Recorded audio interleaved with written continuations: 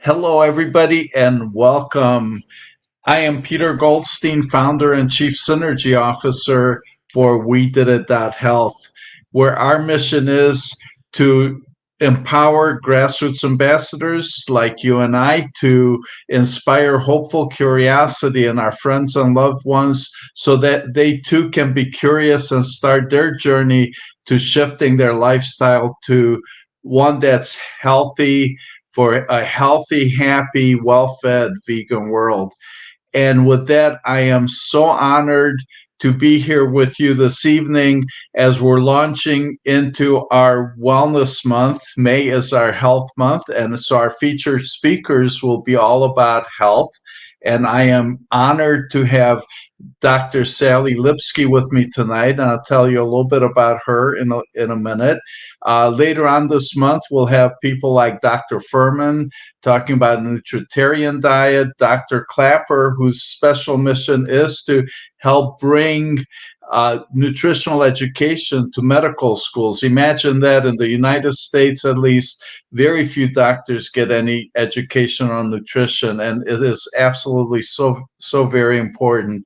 So that's just a preview of a couple of people that we'll have this month. We'll have numerous other guests looking at various aspects of health and nutrition, and you'll enjoy seeing all of them and learning from them all. So with that, I am happy to have with us tonight Sally Lipsky, PhD, and her talk is "What is whole food plant-based eating and why is it important?" And there's a lot of confusion around labels such as vegan and plant-based and whole food plant-based, and Sally will help shed some light on this. So Dr. Lipsky, Sally Lipsky, she's a PhD. She's also a late-stage cancer survivor, a plant-based educator, a speaker, and author of Beyond Cancer, The Powerful Effects of Plant-Based Eating. In this special presentation, she shares how you can understand the distinctions between vegan and whole food plant-based eating, understand key health promoting components of a whole food plant-based lifestyle, and help you become familiar with simple steps for meal preparation. Sally is passionate about a plant-based nutrition and how it impacted her life. With an extensive background in adult learning, Sally presents practical steps and tips for those unfamiliar with the whole food plant-based lifestyle and how they can easily incorporate it into their lives to improve health and wellness. In addition to her book, Sally is founder and president of the nonprofit Food for Health and leader of the Plant Based Pittsburgh group with the mission of creating communities of health based and plant centered food choices. So, with that, I would like to welcome Sally, Dr. Lipsky here, and welcome, Sally. That was quite an introduction. Thank you. I'm honored to be with you, Peter, Chief Synergy Officer. This is an honor. Yes. Well, I'm honored to have you with us, and you're such a wonderful leader and educator, and of course have been very influential in Pittsburgh and helping people shift their lifestyle for health. And certainly we're very honored in that you've also participated in creating our certification program. So with that, we invite people to sign up and become part of our certification program, get certified as a plant-based ambassador, go through communication skills and practices, and so please join us. We did it health, and if you go to certifications, you can get to the program and be part of it. So thank you, Sally, and we're so honored. You've done such a magnificent job. So many people have enjoyed that, but you know what? That's not what we're here for this evening. We're here for you to help people understand the distinctions between being plant-based and whole food plant-based, which probably also means limited salt, sugar, and oil, and certainly is so powerful as it has been for you in late stage cancer, and so many people that I've met also along the way that have had similar benefits. So please let me know when you're ready. We can bring on your slides. Okay, I'm ready. here's your presentation, and I'm anxiously looking forward to hearing you talk through it. Thank you. Thank you, Peter. So as Peter said earlier in the introduction, I came to this vegan eating through health. And real quickly, he told you I was diagnosed, surprisingly, as we often are shocked, by late stage cancer. I had ovarian cancer, and it often comes back. I was told to expect it back within 24 months. And I just by happenstance read an article in the local paper about food and diet and disease, which I never occurred to me, really didn't. Thought I was living and eating a healthy lifestyle. But then I started reading and researching and going to conferences and realizing, wow, there is a direct link between what we consume, and in my case, it was cancer cell proliferation, but it's really through all chronic diseases, as I'm going to show you. So fortunately, I have not had a reoccurrence, and I've been in remission now for 15 years. So feel very fortunate. So let me begin what Peter suggested that I'm talking about, which is especially the distinction between vegan and plant-based, or as is often termed, whole food plant-based. So if you can see the eating labels, I put omnivores at the bottom, animal food, plant foods. Vegetarians, yes to dairy, maybe eggs. Vegans, no animal foods. And often they come to a vegan lifestyle through an ethical or more environmental standpoint. And then what I term as a healthful vegan, it is no animal foods, but minimizing the processed foods, the sugar, salt, and especially fats and oils. And as you can see at the bottom of this slide, if you look at the correlation between food and disease, it's almost a direct correlation that the omnivores have the highest of chronic disease and the whole food plant-based have the lowest. And it's a quality of life issue too. Longevity, overall well-being. So this is just an overview. As I said earlier, I came from a health perspective. At least, this is lifestyle medicine, at least 80% of chronic diseases, and as T. Colin Campbell famously said, diseases of affluence. The more that we became more meat and animal food centric, the more we got as a population coronary heart disease, #1 killer, as well as all kinds of preventable lifestyle diseases, often termed food-borne diseases. So know that once we do start eating a whole food plant-based diet, it's dramatic how quickly our body adapts. And it adapts, I'll show you a slide and what it does. But also, I wanted to point out that it is, even though we have genetic predispositions, that it is the food that we ingest that really impact our bodies at a cellular level, and they can turn those genetic predispositions on or off. And the last point I wanted to make, it's not just physical health, but there's lots of research that has been done on how it improves brain health, cognitive health, and also emotional aspects of our health. So, whole food plant-based, often termed WFPB, and actually it's often termed just plant-based, but that term plant-based I can see over the last decade. I mean, now I think it was Hershey's. Was it Hershey's came out with a plant-based chocolate? So that shows you it's not always how it's being used in our current society. But what it means is eating multicolored. And I put multicolored because it is those different colored plant foods really have different vitamins, mineral, nutrients. And when you eat a multicolor over time diet, it really, the synergy of how these plants work together to really maximize our nourishment and our nutrition. So the 4 food groups are grains, vegetables, legumes, and fruits. And I think a lot of people, when they first go on a whole food plant-based diet, their perception is, oh, I'm going to have to eat salads all the time. And you'll find out you can't do that. You can't insist on salads alone. But, and there's no one food. That's the other thing, that there's no one food that, is so important.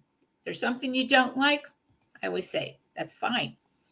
So as why is it so important to eat a multicolor synergy and mixture of plants? Plants have what are called phytonutrients. And the 4 aspects of phytonutrients that are so important for our health are the anti-inflammatory. So we often hear about inflammation, especially with COVID. We've heard more and more about immune system and inflammation. And antioxidants. 64 times more antioxidants in plants than animals. And the last is really important. The whole food plant-based, it's fiber. And I just wanted to show you from, this is the T. Colin Campbell Center for Nutritional Studies, but this shows you the same amount of calories of plants. And these are the whole food plants, the tomatoes, spinach, lima beans, peas, and potatoes versus the animal products. And you can see that clearly the plants win out. And I'm sure if you have eaten plant-based or vegan or tendency to do that, people are already asking you about, we'll talk about that. Where do you get your protein? How do you get all kinds of things?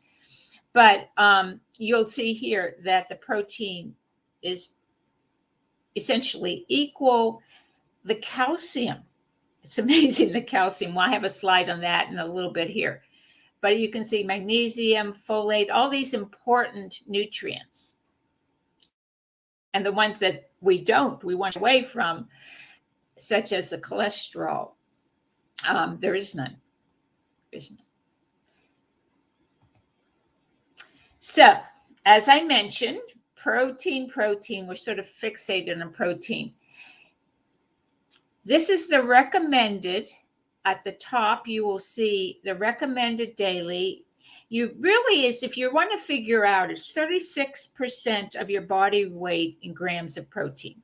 So for the average male, it's 50 to 60 grams, and the average woman, it's 40 to 50 grams. So, if you take 36% of your weight. And you can see on the right side there, it says what are average eaten. And even, as we know, the vegans get more than adequate amount of protein. And it looks like this, my chart didn't come out lined up like the way I had it in the PowerPoint. But you see, yeah, I had no idea when I started this that the broccoli has protein, Well, spinach, we're pretty sure of, those who remember Popeye. But some of these things, the pastas, potatoes, you just don't realize till you start looking on the labels. Wow, there are proteins, and it adds up pretty quickly.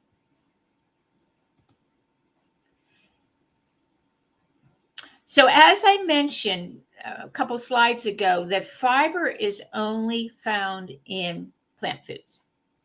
And we know that fiber there is a relationship between fiber and chronic disease.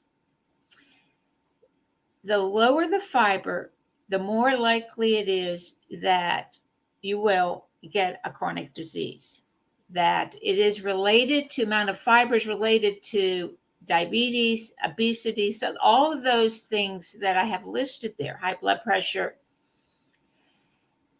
Again, the minimum amount of fiber recommended by the government is 25 grams for women, 33 grams for men. And this research study that I'm referring to of almost 13,000 Americans, less than 3% of the population got even the minimal amount of fiber. And it's crazy, and that we know if you're a whole food plant-based, you're getting so much fiber. Yes.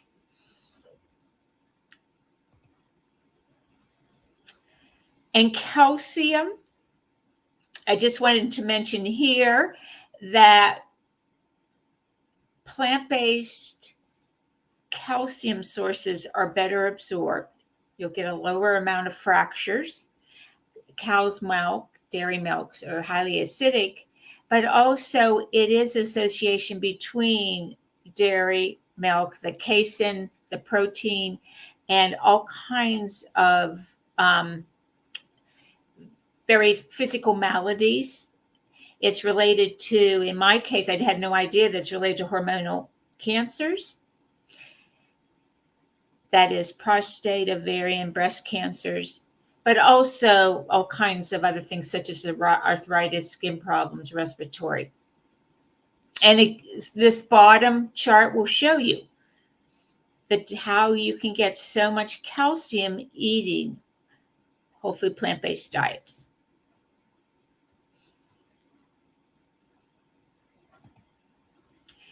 And this one I want to spend a few slides on.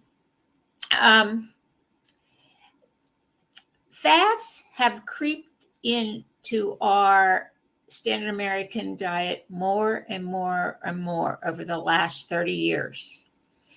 And we also know that people who eat a lower fat diet tend to have lower disease.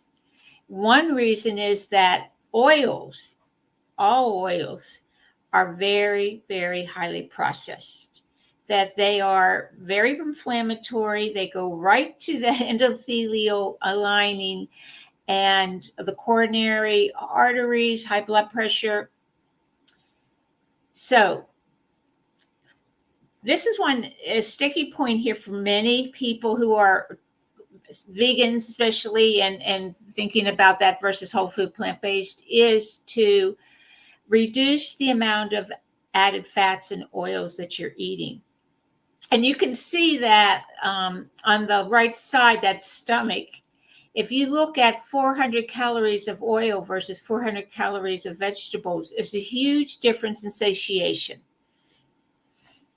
And 400 calories of oil, that really isn't a lot, because I put that chart at the bottom. 120 calories is 1 tablespoon of olive oil.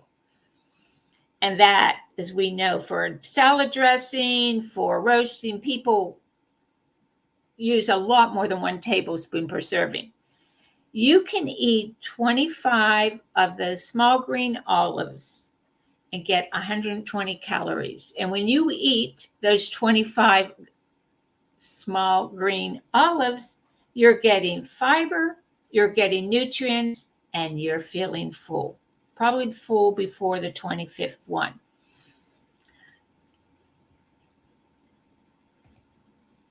So this is what, just to give you a little background, why is this, even olive oil, people are thinking all this touting of, there's no healthy, for the body, there's no healthy oil. And the reason is that when you're eating oil, it's very similar to when you're eating something like highly salt, very sugary things, that it goes right to that brain that triggers, pleasure, happiness. This is good. But what it has, no more than a half hour after a meal, it starts getting, as I said earlier, that flow, that endothelial lining, that function in your arteries, right? It's decreasing it, it's slowing the digestion, and it's converting itself to fat and cholesterol. And it can greatly impact our gut bacteria. Okay, and all of this, of course, is added inflammation in our body, which we want to avoid. So this is one chart that shows you over the 40 years, shows you the amount of added fats, oils, dairy fats that we have eaten over these 40 years, and it has increased. It's in a lot. It really is.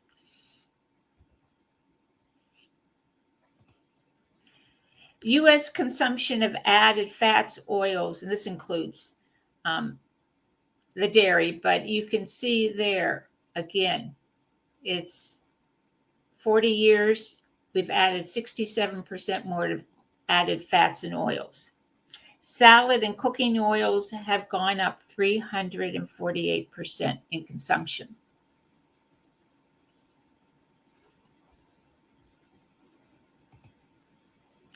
So I put this there I looked up Dr. John McDougall, and he has some, I think, very handy ways to cook. When I'm cooking at home, I don't have any oils at home. So I go alternate ways of doing it. And I just saute with water most of the time. You're not going to know the difference, but you can use all these things, soy sauce, broth, wine. There's different ways that you can saute. And also, I've learned how to brown vegetables using Dr. McDougall's. Is that non-stick frying pan works wonders with so many things that you're going to use, but also like things like pancakes that tend to stick, whatever. But if you add a little bit at a time, it's going to start evaporating. It's going to start, and you will have those delicious browned vegetables. And baking, I love baking because I still have a sweet tooth, and so I use a lot of ripe bananas, applesauce.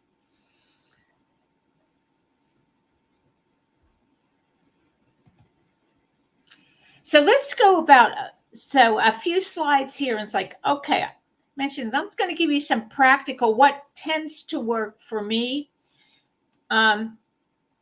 So when I was getting my certification from the T. Colin Campbell Center for Nutritional Studies, this is what he came up with. If you are going to optimize your health, this is 80% of your daily calories can come from complex carbohydrates. That was like an eye-opener to me, because that is going to give you the complex carbohydrates. Those are all the grains, tons of different grains, all the legumes, the peas, the chickpeas, lentils, beans, and all the starchy vegetables, the zucchinis, the pumpkins, the squashes. Those are going to fill you up. They are going to provide fuel for you, so you move from grouch your day, and they have the fiber. You only need 10% of your calories from protein and 10% of your calories from fat. And that is fat primarily from whole plant, not the oils, as I said earlier, the olives versus the olive oil. So that's what optimizes. I have done mine looking at calorie counts, and, I still have a proclivity for dark chocolate. Some of mine.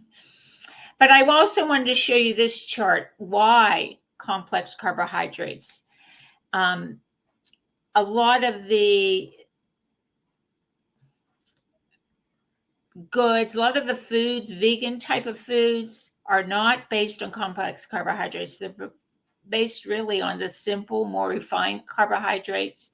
But those complex carbohydrates really, as I said here, get you moving.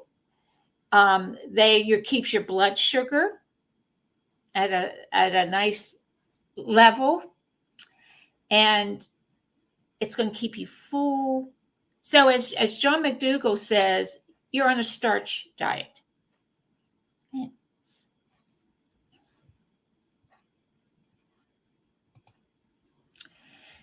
So what did I do?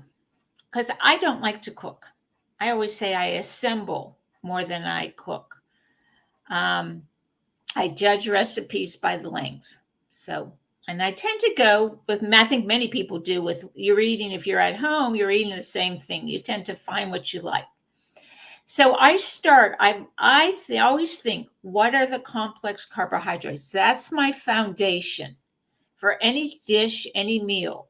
That's where I'm going to go to. I love oatmeal. I'll eat that a couple times a day. Potatoes. Oh my gosh. Potatoes are always, sometimes I just wrap a potato up and put it in my purse for a snack. And then you can add all those non-starchy vegetables, fruit, any variety that you tend to like, and certainly frozen. If you're living, in the northern areas, like I am, a northern state, you're not going to get fresh. And if it's shipped in, it oftentimes you don't realize how the shelf life, but frozen or flash frozen. So they keep the nutritional value overall. And then you add the flavoring. I do recommend, though, that you go with an oil-free dressing and sauces. And there's tons of recipes, but hey, if you email me, if you go to plantbasedpittsburgh.com, there's a contact there. And if you have, certainly after this, if you want recipes, I can direct you to recipes or what other questions that you may have. So I wanted to show you some examples with these 3 steps. The complex carbohydrates. First one is oatmeal. Then I add berries to it, because this is another thing that I approach to eating. It's not what you don't eat, it's also what you do eat. So I always think color. That oatmeal with berries needed some greens on it. So I threw on some arugula. Of course, I think a little crazy, but I like arugula. That multicolor is real important. I oftentimes, as they say, you eat with your eyes. So you want something that looks good and colorful.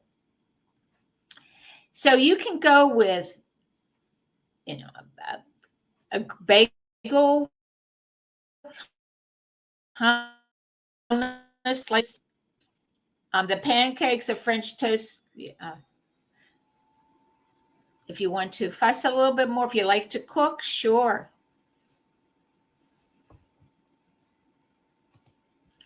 And then lunch and dinner, some examples there. As I said, I eat potatoes a lot because they're easy, they store well, and they're so versatile. But anything I make, I'm going to make in quantity because I adore leftovers. It's such a thrill to have leftovers for me. And then I also adore having things in the freezer that I can take out and defrost and just put in the microwave. That's all. And here's some more examples. Pasta. That's the pizza. I don't make my own. I buy the pizza shells. And then it's a great way to add whatever is, of course, leftovers on there.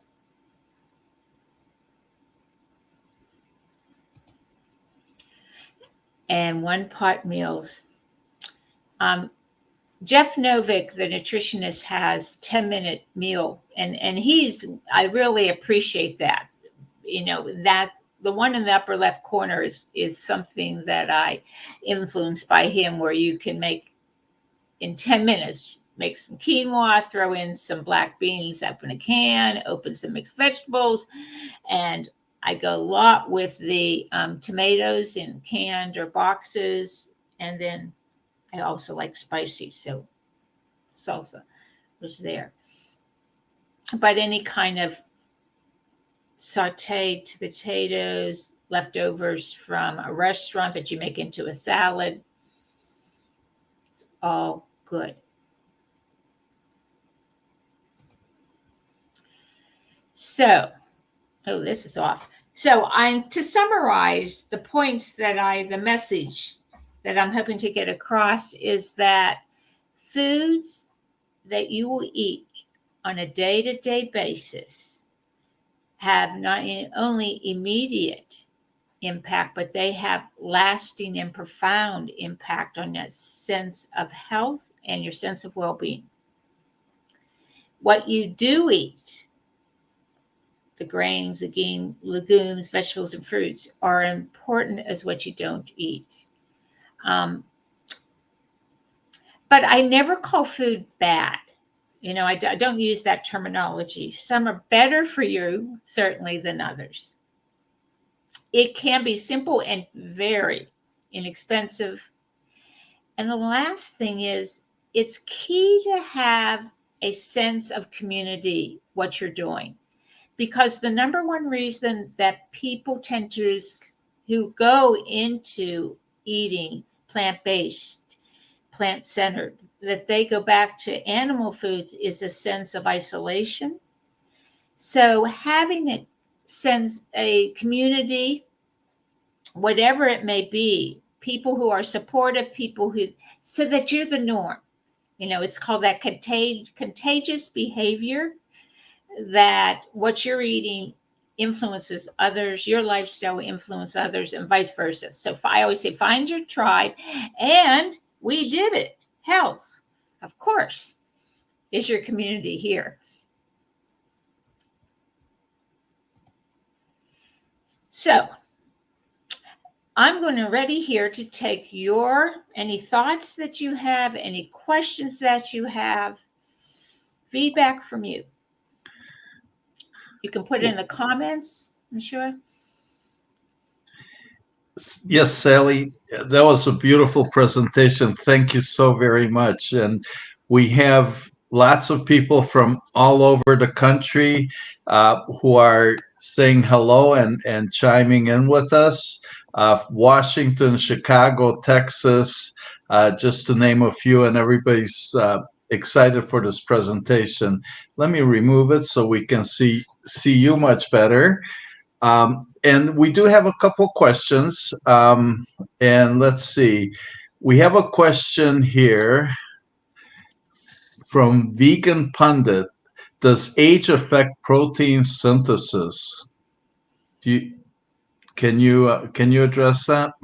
Well, I have heard that also, that you age, you need more protein.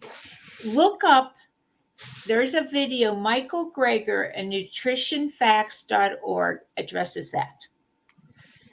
Okay. He will give you straight from the research on that. But there isn't a lot of effect, according to him. So go to that and get from his mouth what he says about that. He's Absolutely. more qualified than I am. Yes, and he's amazing, and his organization is phenomenal, and I'd love to say something about it. I've seen him talk a couple times, Dr. Greger, and he has this really great sense of humor. And he says that the mission of his organization, nonprofit, is to review every nutritional study in the English language. So they look at every study. They look for things like, is it a sponsored study? Is it biased? Is it peer reviewed? Is it valid? And they sift out the valid studies and then summarize and synthesize. And the website is amazing. You can search anything and everything that you could imagine on nutrition and health. And it's all, of course, plant-based, whole food plant-based. Let's see, another question here. Well, this is more of a comment. Vegan Knowledge JJ, she's loving your presentation. It explains everything, starting with what whole food is, and just she's loving it and says thank you. Thank you. Yeah.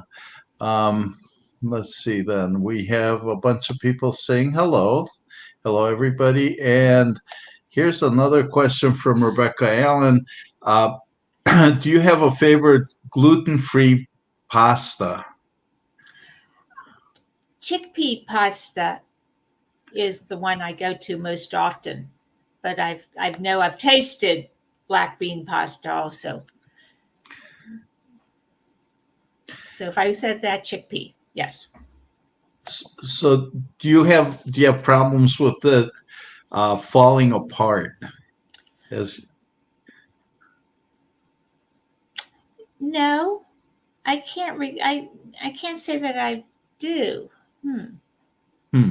Is it because you're cooking it too much or overcooking? I always have my pasta. I like it really al dente, so I always prefer to undercook. I don't. I do. It tastes better to me that way. Excellent. So we also have Dr. Angela Crawford, appreciating your presentation. And thank you for being with us, Angela. Thank you, Angela. Yes, she's Yeah, wonderful. she is wonderful. And she's written a book that we based our certification training, your work on, with us, and 7 best practices to inspire hopeful curiosity with our friends and loved ones. Um, so everybody, thank you all for being here, and we certainly have plenty of time for other questions. And I have a couple comments. I would like to you've talked about color, Sally, and I've heard doctors talk about how different colors are indicators of a variety of nutrition. So different colors are from different nutrients. And eating the rainbow is what we want to look at to get all the variety of nutrients. Right. Yes, absolutely. Yeah. And you can even, those who are, if you want to look at that, go on to Physician Committee Responsible Medicine, pcrm.org, and they actually have a chart on eating the rainbow, and they show you different colors and what different foods and the nutrient that you will get. Beautiful. So we also have somebody asking for you to talk about smoothies. Okay, that's a good question. Are smoothies recommended? Yes and no. Okay. They always say that eat your food, chew the food for maximizing, chew it well for the nutrients, as opposed to drinking. So, having said that, smoothies can be a nice way to, if you have digestive issues. I have smoothies a lot, and you want to put a lot of greens in. So, are they recommended? They're fine, and they're good. They can be very healthful. Don't rely on them. I guess that's what I'm saying. And if you make smoothies, make chunky ones too. The chunkier ones you can do that really add that chewing aspect into it, the digestive enzymes. So I do make smoothies. I put them on top of my oatmeal, and in the morning. Good. It's a good way for me to get the different colors in, lots of greens. Beautiful. I know Dr. Esselstyn, another one of the leaders in the whole food plant-based movement, who claims that a very strict whole food plant-based lifestyle can make somebody heart attack proof in within days. And I've seen him talk about how actually the process starts with our chewing. So releasing, and I can't repeat all he says, and I recommend looking at his work, but chewing starts certain enzymes that then have a major impact on our arteries, on the endothelial layer. And I really can't get into the technical details of it because I'm not a doctor and I don't know it all. But it's just amazing that it does start with the chewing the foods and releasing the enzymes and then clearing up the arteries and the plaques. So uh, he's done amazing work. So many doctors in this field that have shown the power of nutrition and reversing chronic diseases. Yes, I know. It's amazing. It is amazing. I do just put a cautionary. Well, we're talking smoothies. Juicing is another story. Okay. Because you're taking out all the bulk when you're juicing and you're really refining it. You're getting more sugars, more. So it's good if you want that burst of nutrients or need a burst of that sugars. But be cautious. Or if you're have some reason post surgery or something that you would need um, some juices in you, but on a day to day basis, it's not recommended. Right. So, like orange juice is an example I remember hearing about is how eating an orange with all the fiber and drinking Yeah. orange juice, the difference in how hypoglycemic it is. Yes. And is that the Yes. Yes. technical term? It's so Yeah. if Right. you're drinking orange juice, all the sugar just rushes into our blood system. But eating the orange with all the fiber and slow release of the sugars and everything makes a huge difference. Right. Yes. Yeah, oh, and so just as I'm saying this, we have what about juicing fresh organic veggies and fruits? So, I'd make a smoothie over juicing mhm. because you're going to keep that fiber. You're going to keep the skins in. You're going to keep. Um, so I think I would make a smoothie more than Mhm. juicing. Yeah, yeah, and talking about fiber, I'm just amazed. You cited that only 3% of American population has enough fiber. And of course, that's most of those are whole food plant-based people. So exclude Absolutely. whole food plant-based consumers, and that means virtually no American has enough fiber. And it's just amazing how the thought process, the marketing, the publicity is all about protein. Eat more protein, eat more protein. And I've also heard that there's virtually no such thing as a protein deficient American. Exactly. Except for alcoholics. The main driver for our alcoholics. And that study I referred to, there was a group of teenage boys, I'm going to say 14-year-old, that had like on a daily basis had almost no fiber in their system. It was, yeah, it's incredible how much, how, and we get, that's what we think is norm, Mm-hmm. and that fiber it's taking, when we eat something, the fat, you want the fiber because you want to absorb the good nutrients, but you want what the excess or the toxic or whatever is going, you want to eliminate it. Yes, Yeah. yes. Amazing information. And the whole food plant-based lifestyle is all evidence-based. So everything Yes. that you're speaking about, everything on Dr. Greger's site, everything that PCRM and Dr. Esselstyn and Ornish and McDougall and Furman, it's all absolute scientific, peer-reviewed, valid studies. And there's tens of thousands of these studies that Absolutely. show all the various aspects of nutrition and health. Um, We need to go back to peasant diets. Peasant diets, yes. Mm-hmm. Yeah. Yeah, think of the China study with T. Colin Campbell he did in the 80s. That was just, yeah. Yeah, you want to talk about that a little bit, Well, he Sally? showed that, well, he happened, it was, he wasn't actually looking for it, but his another Chinese scientist and him, they were studying the population, and he just noticed that this is where he saw the animal protein, the part of the rural China where really didn't.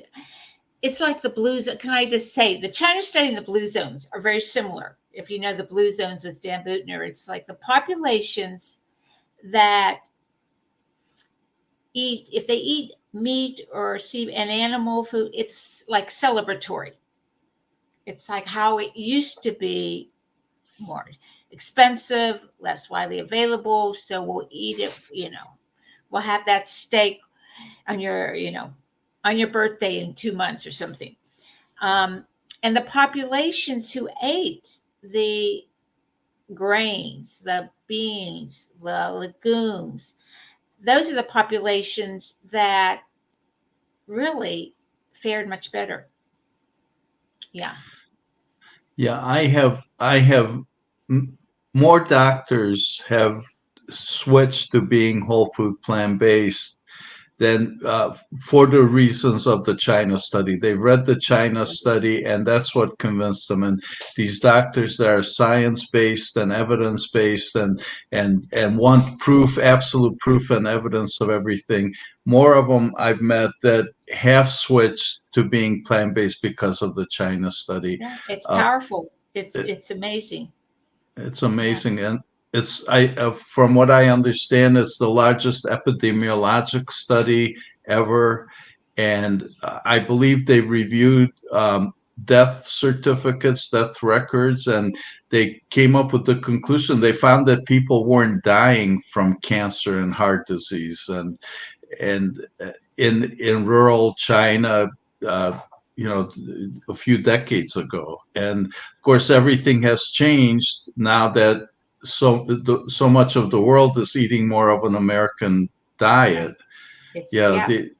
What we have this exported. Yes. we have exported the chronic diseases. Mm-hmm. So we have a question here about supplements. Okay.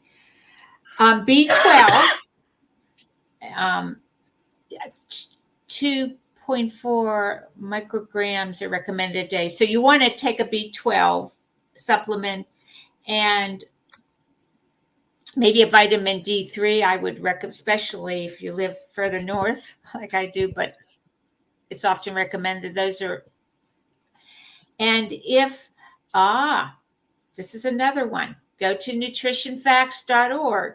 I wish I could put Michael Greger you can upload the PDF of how much he recommends and the type of B12 and D3. And if he recommends DHA, all those, that's a good source. But yes. So Right, yes, and any kind of, if you're asking for brands, yeah, I don't think there's well, any particular that I know. right, and most doctors really say that we get all the nutrients from a whole food plant based diet that we could ever need. So, with the Right. exception of B12, from what I understand, Yes. because we'd have to eat dirt to get that. I believe I understand that animals, as they eat off the ground and take in the dirt, they do have the B12s, but certainly we can get that out of supplements, Right. and Right. don't need to be torturing animals and killing animals and all that suffering. Let's And see don't what harm we. yourself with doing too many supplements. That's also, you can, do yourself harm with over supplementation too. I'm sorry. Did you say you can or cannot? You can, You but I can. think it's not one of those. An item is usually better tolerate in the body when you eat it as opposed to supplements, whatever it may be. Garlic, I see, some people take garlic supplements. Put it in your food. It's better tolerated. Yes. Well, moving on here, we have Anne, Conversations with a Friendly Vegan.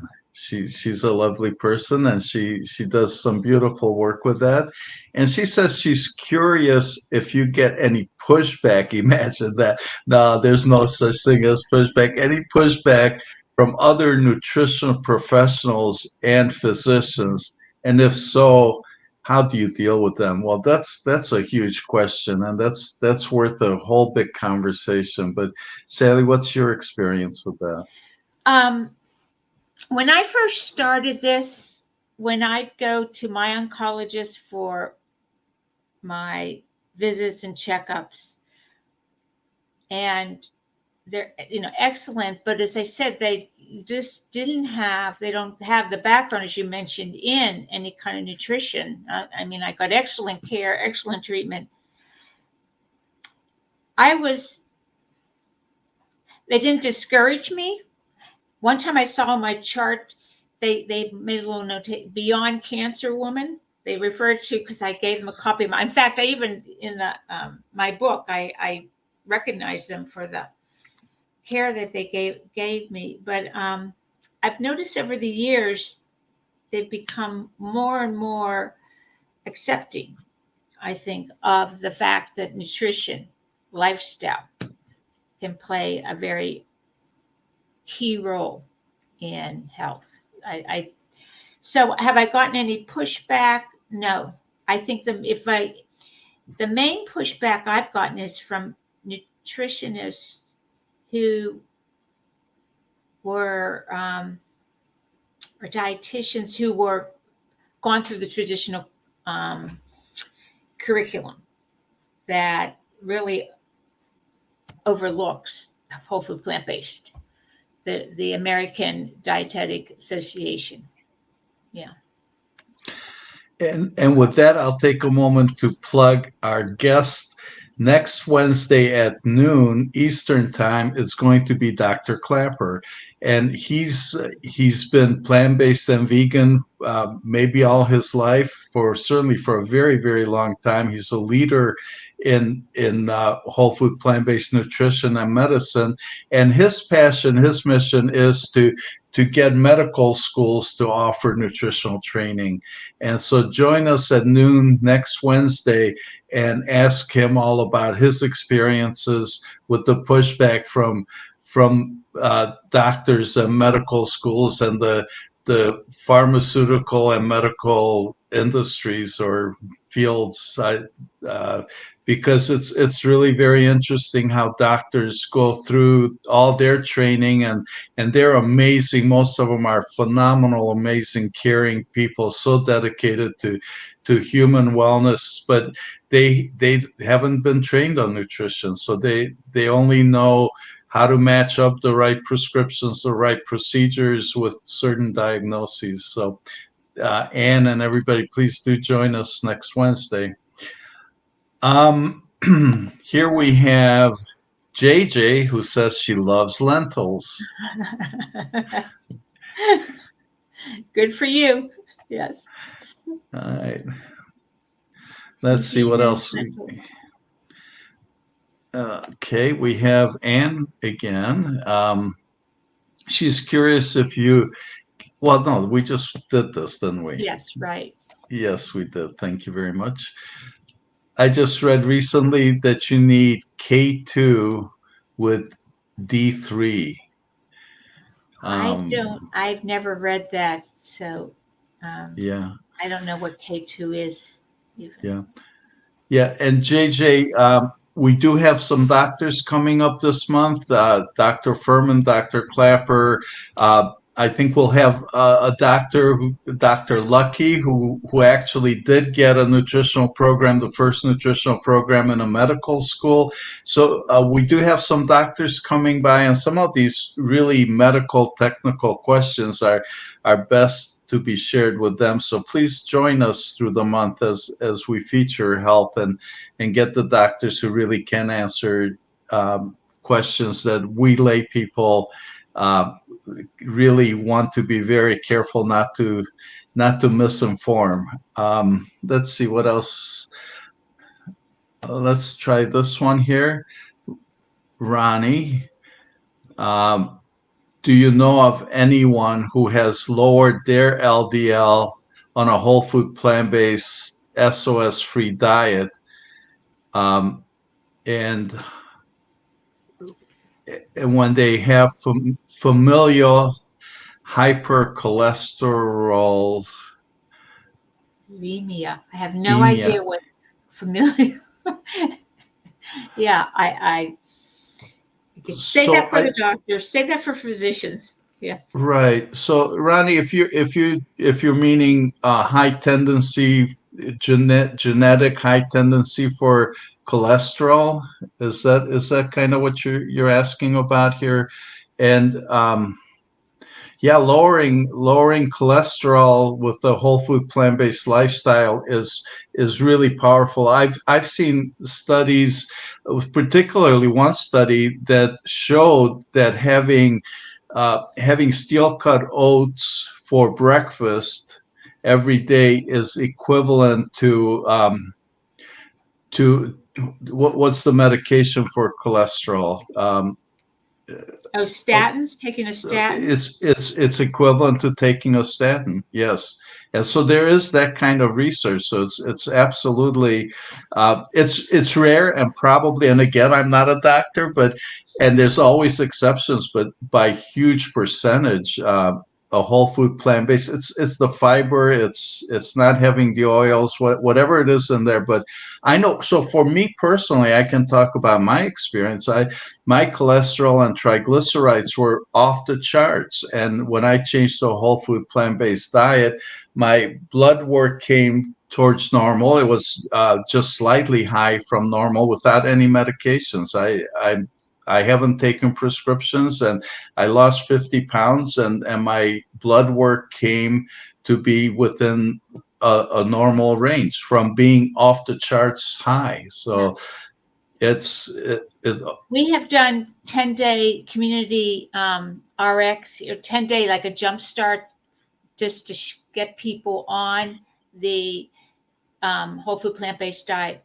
And it is amazing, the biometric blood work before and after 10 days. It can be, it's amazing. It's unbelievable how quickly what you're eating can change your body, change your health. Yeah. So here, Ronnie, again, she says she's been vegan for 35 years and whole food plant-based for 3 years. And then she says she still has high LDL. Yeah. So I have to say that I've known people that still struggle with their cholesterol, but yeah, so I don't want to. I feel uncomfortable answering that, not being a physician. But if you go on the sites, Ronnie, there are some doctors that have information about it. Certainly Gregor, certainly, or if you email me, I'll steer you in that direction. But type in for nutrition facts, the McDougall, Heston, John McDougall, MD, and who else might? Yes. I'm blanking anything else. Maybe the PCRM.org would have it, but I know the other two would, definitely. And yes, and Ronnie, please join us on the 20th of May at noon Eastern. Dr. Furman would be an excellent doctor to ask about it and have a conversation. So please do join us noon on the 20th. Right. He'd be happy to talk about it. Dr. Riz, who's a vascular surgeon, he's with us the 27th, on Saturday the 27th, and he'd be an excellent person to be asking those questions to. besides that, we have Dr. Shireen Kassam on the 17th, who would be able to speak to that as an MD, as a doctor. She's with us the 17th, which is 2 weeks from today, and she's with us at 11 a.m. Eastern. So these are doctors who I know would love to have a conversation with you about LDL from a scientific medical perspective. So, yes, we are almost out of time. And a last comment here, Dr. Nancy. That must be you, Dr. Lipsky. I love that presentation. I really enjoyed how you gave the facts and then examples of meals, because I think most beginners wonder, what will I eat? So thank you, Dr. Nancy. Dr. Nancy, that would be Dr. Sally, wouldn't it? Who's Dr. Nancy? But yeah, so Dr. Lipsky, Sally, thank you so much. Um, and JJ, thank you for joining us. I noticed that you're with us so frequently, and really appreciate you being with us, and look forward to seeing you here and everybody else too. We're at the top of the hour, so I think we're going to wrap it up here tonight. And again, thanks everybody. Please subscribe to our YouTube channel, and you can watch this replay and so many others. We've been blessed with so many amazing people as guests, whether it's medical or animal compassion or emotional well-being, just across the board leadership, just so many wonderful things. So please do check out our library of videos, and stay with us through May, and then in June we're going to be looking at thriving emotionally, and we have some wonderful guests and some surprises in June. So everybody, thank you so very much for being with us. Sally, thank you for your beautiful presentation, and looking forward to next time. Good night, everybody. Goodbye.